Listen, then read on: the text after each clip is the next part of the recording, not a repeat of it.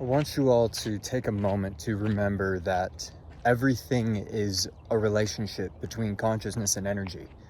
Everything. Sometimes we can look at the world and it can seem like there's all these terrible things happening and it's going to lead to this horrible outcome and we're just going to have to deal with it. But something I want to introduce to you all today is the idea that the people that are trying to put the world into a situation that would be very unpleasant and would be very restrictive and unconscious, they are terrified of humanity waking up. They're terrified because they know just how powerful consciousness is and how all of this is in fact energy. So their sole mission is to keep us in a state of sleep, to keep us in a state of fear so that we help them manifest the vision that they have, which many people call Phantom Earth. Now this is a timeline in which it's kind of like the movie The Matrix, where everybody was basically in these catacombs living in this simulation that just kept recycling the consciousness over and over, and machines ruled the world. It was this place where it was so dense and so dark that there was very little connection to self. And this is what the controllers want out of this reality. So they're doing everything they possibly can to try to keep people in a state of fear and dependency. They're terrified. And this is something that I think we all need to understand for ourselves. They are so terrified because they understand that we as conscious creator beings actually have the power to decide to live in a different timeline.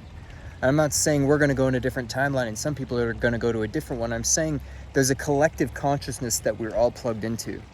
And the more of us that actually wake up to that and begin to plug into the type of reality that we want to see, which is a more expansive reality, a reality in which technology becomes something to aid us in our lives and in our expansion rather than suppress us, that's a reality that also exists. That's another timeline of Earth.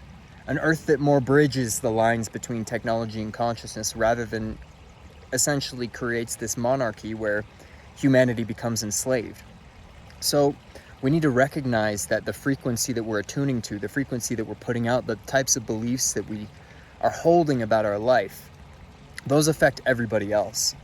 Because everybody here is an energy and is a power.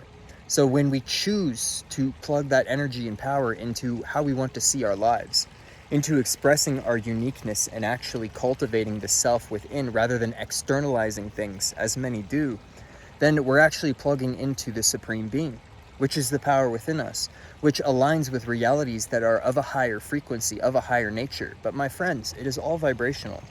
It is all energy. And this is your call, if you're watching this, to tune in to what feels right to you, to what feels like the kind of reality that you want to live in.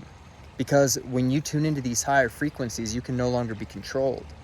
You can no longer be swayed by the falsehoods and by the fear that are constantly being thrown at us by a world that just wants to choose chaos and division. The frequency and the nature of unity is far more powerful than division. By its very nature, you don't have to think very much about that. Those who are divided cannot work together.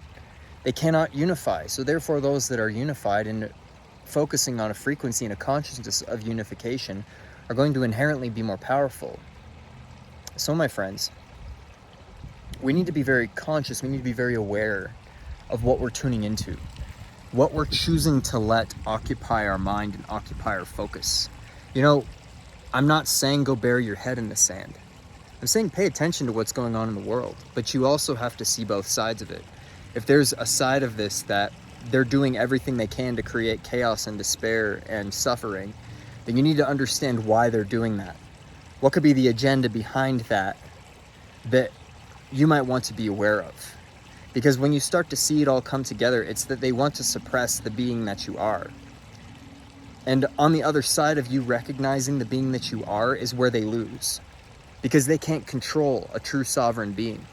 Becoming sovereign of mind, sovereign of spirit, sovereign in a physical sense makes you completely uncontrollable. And they're terrified of that. They hate people that they can't control, because they don't fit into their matrix of control and suffering and trying to get rid of the consciousness so they can live in this space where they can totally control everything. That's not the reality that we all want to live in, I'm sure. This is the nature of I suppose, divided humans where they're always trying to conquer nature, right? Draw straight lines where straight lines don't exist. I'm not saying there's anything wrong with infrastructure, building things, but it does get to this point where it's like you can't tame Venus, so to speak. You can't control something that is uncontrollable, and only to try to do so is not going to help anybody. But this is about our expansion, and it's like as soon as these beings arrived here on this planet, it was all about them. And it's like, yeah, you belong to us. We own you. They can't own you, but they want to make you think that they own you. They want to make you think that they can control you and that they are deciding what's going on with your life. So stop living in a state of reaction. Live in a state of awareness, you know? I'm not saying the world is perfect. I'm not saying la-di-da, you shouldn't pay attention. You very well should pay attention. You should know what's going on. You should know how to take care of your health. You should know how to take care of your mind. You should know where your power comes from. Because if not, it's going to be very easy to take that away from you. I've said it before. I'll say it again. You cannot have your power taken away from you. You have to forego your power. And that means that you have to actually choose to let your power go. And many people are coerced into letting their power go. And then they feel like they're powerless because their power is gone. They're like, something took my power away. It's like, no, you gave your power away. Your power is within you. Your power is your awareness. Your power is your focus. Your power is the energy that so long as you are that energy, you have that focus, you have that self-awareness, you are quite powerful. And you are a menace to the system that is going to try to control everything. So with that, my friends, know that it's all within you, and that when we unify, we truly have the power to create a timeline and to create a life on Earth that is something beautiful and something expansive. No matter how loud they blast their signal of suffering into the world, know that beauty still exists, and it will continue to exist so long as we, the ambassadors of that, the ones who carry the torch, who carry the flame, continue to do so. It's up to us. No one's coming to save us, so we must take care of that ourselves, but also recognize that we're not alone in this plight. And that as we unify and then begin to see the self within ourselves and then reflect that back into others, we become more powerful. The consciousness grows, the awareness grows, and we begin to create a reality that truly aligns with us. So, my friends, with that, I wish you all well. It's a beautiful day today. Be whole and take care. We'll talk soon.